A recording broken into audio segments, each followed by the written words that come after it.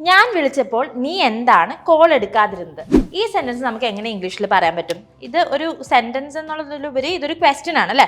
അപ്പോൾ ഈ നീ എന്താണ് കോൾ എടുക്കാതിരുന്നത്, അതാണ് നമ്മുടെ ചോദ്യം. ഇതെങ്ങനെ നമുക്ക് ചോദിക്കാൻ പറ്റും? അപ്പോൾ എന്തെങ്കിലും ഒരു കാര്യം എന്താണ് ചെയ്യാതിരുന്നത് എന്ന് ചോദിക്കണമെങ്കിൽ, അതായത് എന്താണ് ഇവിടെ എടുക്കാതിരുന്നത്, അതേപോലെ എന്താണ് ചെയ്യാതിരുന്നതെന്ന് ചോദിക്കണമെങ്കിൽ നമുക്ക് വൈ ഡിഡിൻറ്റ് എന്ന ക്വസ്റ്റ്യൻ്റെ ഫ്രേസാണ് യൂസ് ചെയ്യേണ്ടത്. Y didn't.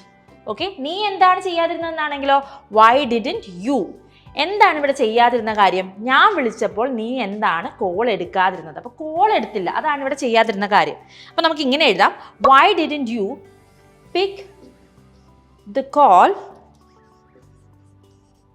ഞാൻ വിളിച്ചപ്പോൾ അല്ലേ? അപ്പോൾ when I called you. Okay, why didn't you pick up the call when I called you. ഇവിടെ 2 കോൾ വന്നിട്ടുണ്ട്. ഇതെന്ന് പറയുന്നത് ഫോൺ കോൾ എന്ന കോളും, ഇതെന്ന് പറഞ്ഞപ്പോൾ വിളിച്ചു എന്ന് പറയുമ്പോൾ ആ വേർബും ആണ് ഇവിടെ വന്നിരിക്കുന്നത്. ഓക്കെ, അപ്പം ഞാൻ വിളിച്ചപ്പോൾ നീ എന്താണ് കോൾ എടുക്കാതിരുന്നത്?